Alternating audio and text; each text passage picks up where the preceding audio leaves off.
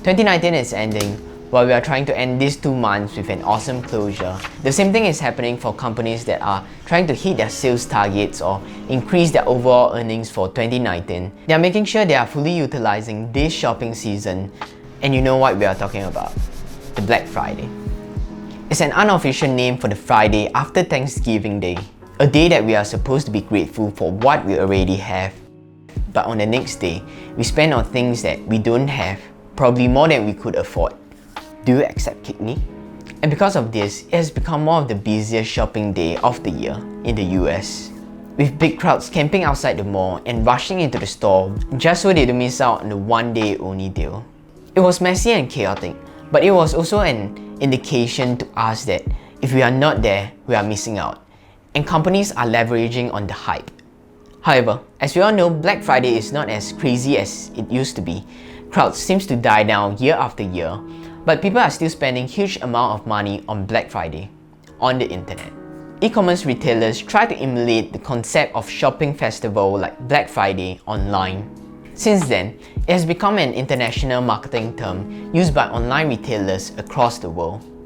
And that was the first time when I was exposed to Black Friday, when I was younger, when I discovered online shopping.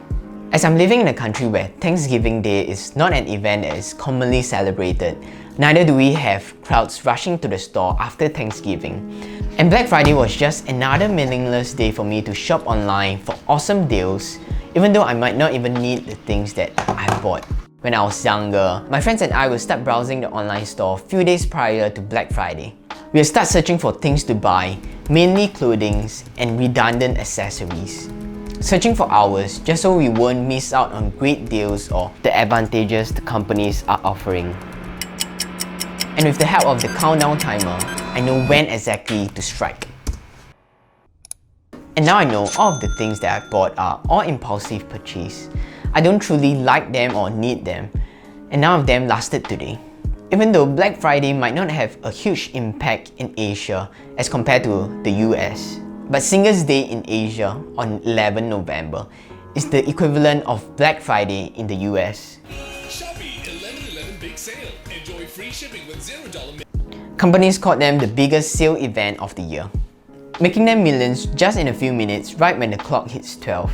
Because of the high profit a company can receive solely on a shopping festival like Black Friday, it's common for them to extend Black Friday throughout the weekends in order for them to maximize their sales.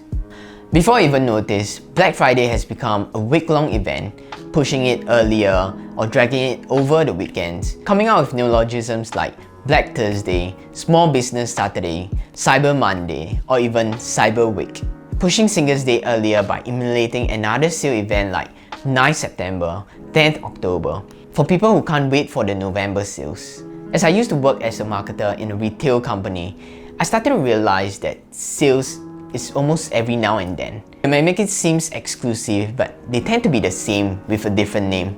Black Friday sales, Singles Day sales, end of year sales, Christmas sales. And also utilize keywords like while stock lasts, one day only, buy one get one free, best value. All these keywords make us anxious and we fear missing out on the good deals. We might not even sure if we like it or need it. We get it because it's a great deal, it's affordable. We buy it because we are afraid it will be sold out in a few minutes, and keep this as a replacement just in case we need it in the future. Target effect. I first encountered this word exactly 1 year ago on Matt DiVella's video on Black Friday. It's a result where we go to a store intending to buy a few things, but we ended up leaving with much more. Discounted price accompanied with target effect. We tend to fall into the world of consumerism if we are not conscious about it. This effect seems to double out when it comes to sale event because everything you buy makes you feel that you are saving. Or we might justify by saying since we are at the store, we might as well get more and save the 50%. And if it's online, we tend to buy more if the shipping fee is a fixed cost. We got overly distracted by the amount we can save just by purchasing the discounted items, 40, 60 or even 80% off. But we've forgotten that by not purchasing, you can save 100%. I don't want to bash sale event all the way because I feel that there's always two sides to everything. It's not inherently good or bad. It allows me to get essential items at an affordable price, and it helps a lot when I'm trying to be frugal. Despite all the negative impact of consumerism coming from sales, whether is it credit card debt, creating redundant waste to the planet, or clutter ourselves with sales items, we can't deny that the increased earning of a company is good for the economy, increase employment rate, and help a lot of people put food on their table for their family. So the pros and cons debate is endless. Personally, instead of hating companies for their well-strategized marketing tactics or blaming them for my own consumerism habit, I think it's important for me to take responsibility for my own action, be aware of those strategies like target effect or any sale events, and also understand what we truly want, whether is it financial freedom, owning less, or even creating less waste for the planet, because it's the why that keep us conscious and make us more intentional when it comes to living our life. If you still have the urge to buy something after this, you might want to try this wish list strategy. It's a simple psychological strategy that takes advantage of our mind and action. By listing down the things that we want to buy on a paper or a notebook, this strategy makes us feel that we have already executed an action and reduce the urge for us to buy it now, and giving us some time for us to think clearly if those are the stuff that we truly need. And if that doesn't work and you still want to buy stuff, you might want to understand human habituation.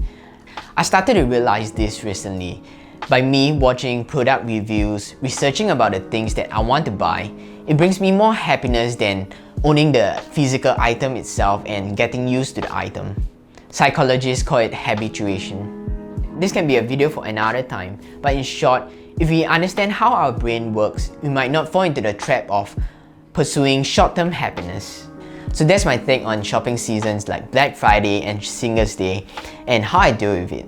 I'm pretty sure you guys have different way of dealing with it. You might want to share it with me at the comment section below. So I've decided not to have any ads on this video because I think that would be contradicting to the message that I'm trying to spread across. But I'll still have other ads on other videos because I'm trying my very best to make a living out of this and put food on my table too, by creating videos like this and bringing you guys value and awareness.